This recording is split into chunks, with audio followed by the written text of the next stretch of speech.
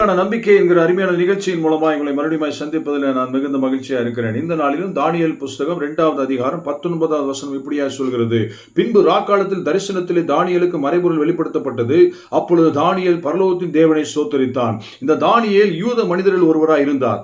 இந்த தானியேல் சிறைப்பிடித்துக் கொண்டு போகப்பட்ட ஒரு மனிதராய் இருந்தார்.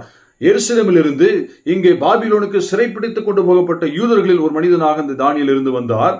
இந்த பாபிலோனை ஆண்டு வந்தவர் ராஜா நேபுகாத்நேச்சார். இந்த நேபுகாத்நேச்சார் பல சொப்பனங்களை கண்டு வருகிறார். ஆனால் அவருக்கு அந்த அர்த்தத்தை கண்டுபிடிக்க முடியவில்லை. ஆகினாலே மிகவும் அவர் வியாகுலப்பட்டு இருக்கிறார். ஆகினாலே அவர் இந்த தேசத்தில் உள்ள எல்லா ஜோசியக்காரர்களையும் எல்லா ஞானிகளையும் சாஸ்திரிகளையும் அழைத்து அதை கேட்கிறார். என் சொப்பனத்தையும் அதன் அர்த்தத்தையும் சொல்ல வேண்டும் என்று கேட்கிறார். ஆனால் அவர்களாலே சொல்ல முடியவில்லை. ஆகையினாலே ராஜாவினிடத்திலிருந்து ஒரு உத்தரவு வருகிறது. என்னவென்றால், நீங்கள் சீக்கிரமாக இந்த சொப்பனத்தையும் நான் கண்ட சொப்பனத்தையும் சொல்லணும், அது மாத்திரமல்ல அதன் அர்த்தத்தையும் சொல்லணும். சொல்லாவிடில் உங்கள் எல்லாரையும் நான் சிறைச்சேதம் செய்வேன், உங்களை துண்டித்து போடுவேன் என்று கட்டளை ஏற்றுகிறார்.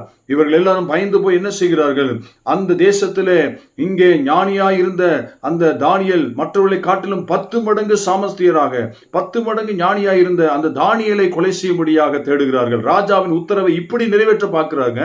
ஆனால் தானியேல் ஞானமாக ஆலோசனை செய்து என்ன காரியம் என்று கேட்டு தவணை கேட்டு என்ன செய்கிறான்? சில காலங்கள் கொடுங்கன்னு சொல்லி கேட்டு அவன் ராக்காலத்தில் தன் தோழர்களான சாத்ராக், மேஷாக், ஆபேத்நேகோடு சேர்ந்து தேவனிடத்திலே, பரலோகத்தின் தேவனிடத்திலே இரக்கத்தை கேட்கும்படியாக செல்கிறார். அது மாத்திரமல்ல, அந்த ராத்திரியிலே தரிசனத்திலே அந்த சொப்பனமும் அதனுடைய அர்த்தத்தையும் தேவன் இந்த தானியேலுக்கு வெளிப்படுத்தினார். அப்படி வெளிப்படுத்தும் பொழுது ராஜாவின் சமூகத்துக்கு போய் அதை அறிவித்தார். தேவன் என்ன சொல்லுகிறார்? இந்த தானியேலுக்குள்ளாக இருந்த நன்மை வந்த தீமையை மேற்கொண்டது.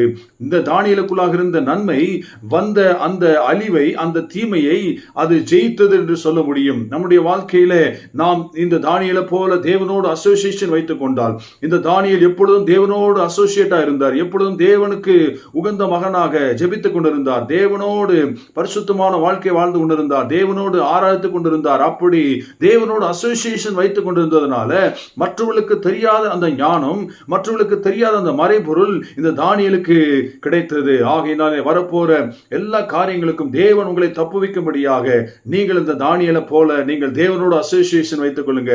இந்த தானியேலோட ஃப்ரெண்ட்ஸை போல, சாத்ராக், மேஷாக், ஆபேத்நேகோ போல நீங்கள் தேவனோடு அசோசியேஷன் வைத்துக் கொள்ளுங்கள். அப்பொழுது தீமையை நீங்கள் உங்களுக்குள்ளாக இருக்கிற நன்மையினாலே நீங்கள் வெல்வீர்கள். அந்த நன்மை நீங்கள் தேவனோடு வைத்திருக்கிற அந்த உறவு, அந்த நன்மை நீங்கள் தேவனோடு வைத்திருக்கிற அந்த அசோசியேஷன். இயேசுவின் நாமத்தில் இந்த வார்த்தையை சொல்லி உங்களை ஆசீர்வதிக்கிறேன்.